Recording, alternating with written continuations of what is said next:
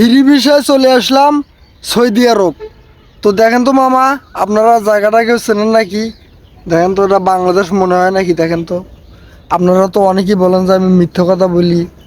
দেখেন তো মামা, জায়গাটা চেনেন নাকি? দেখেন, আমি একটু আপনাদেরকে ঘুরে ঘুরে দেখাই। দেখেন, আমি ফ্রি ভিসায় সৌদি আরব চলে আসলাম। আপনারা একটু জায়গাটা ভালোভাবে দেখেন। আমি ফ্রি ভিসায় কীভাবে সৌদি আরব চলে আসলাম, আর আমার সৌদি আরব আসতে কত টাকা খরচ হলো, আর আমার কিভাবে আমি সৌদি আরব আসলাম, আজকে এই ভিডিওর মাধ্যমে আপনারা জানতে পারবেন। তো মামা, হঠাৎ করে আমি ফ্রি ভিসায় সৌদি আরব চলে আসলাম।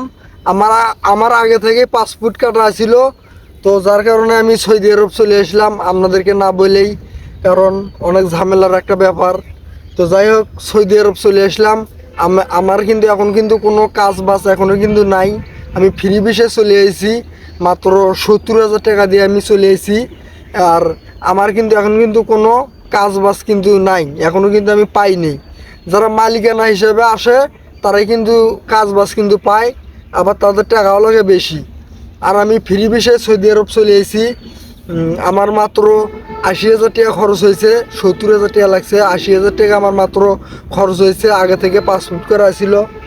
তবে মামা, এই সৌদি আরব আসে একটা জিনিস কি মামা জানেন? এই প্রচুর রোদ মামা, দেখেন একবার প্রচুর পরিমাণ রোদ। তার পাশে রোদের ঠেলায় মামা একবারে অস্থির। দেখেন, রোদের ঠেলায় একবার অস্থির মামা। দেখেন, এই ফ্রি ভিসায় সৌদি আরব আসায় দেখেন মামা, একবারে প্রচুর পরিমাণ রোদ। একবারে মনে করেন যে আপনার প্রচুর পরিমাণ রোদ, আর গরমের গরমের ঠেলায় মনে করেন যে এদিকে চিপ টিপ ঘামে একবার শেষ হয়ে গেছে মামা। এই সৌদি আরবের একটা নিয়ম কি মামা জানেন? এই শীতকালের সময় একবার প্রচুর পরিমাণ শীত, মানে তখন আর কি শীতের ঠেলায় থাকাই যায় না।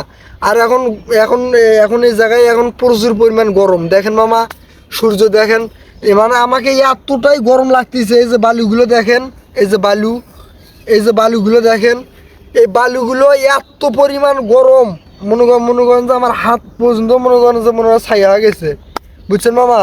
আবার এইখানে আপনারা খালি পায়ে আসতে পারবেন না। এইটা হইতেছে আপনার মরুভূমি।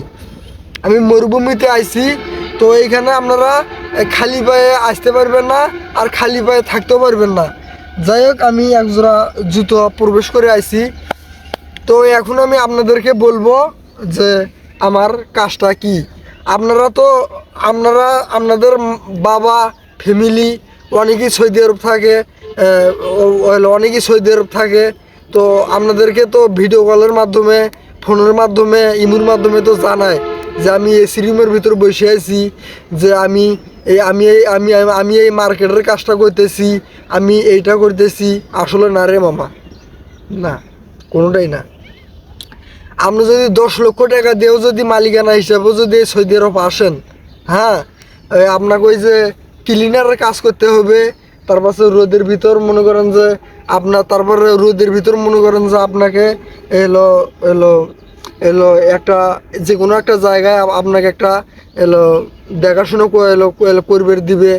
আপনি যদি 10 লক্ষ টাকা খরচ করেও আসেন, আপনাকে ওই যে ক্লিনারের কাজ করতে হবে, আর না হয় আপনাকে অন্য কোনো কাজ করতে হবে। আমি আরেকটা কথা বলতে চাই, আর আর এই সৌদি আরব আমি আসে দেখলাম বাংলাদেশি মানুষ অনেক আছে, কিন্তু তারা ক্লিনারের কাজ করতেছে। যেমন এটা একটা মরুভূমি, ওই যে দেখেন ওই পাশে 3টে বাংলাদেশি লোক আছে। আমি তাদের সাথে কথা বললাম, তারা 4 লক্ষ টাকা দিয়ে আইছে, মালিকানার কথা বলে আইছে। কিন্তু তারা এলো ওইখানে একটা ব্যারিকেড দেওয়া আছে, ওইটা খালি দেখাশোনা করা তাদের দায়িত্ব। তো এখন আমি নতুন অবস্থায় আইছি, কোনো কাজ পাই নেই, তো কাজ খোঁজা আমি শুরু করতেছি। তো যাই হোক, এটা হলো মরুভূমি, আপনাদেরকে না জেনেই আমি চলে আসছি। তো এখন ইনশাল্লাহ নিয়মিত প্রতিদিন আপনারা আমার ব্লগ পাইবেন।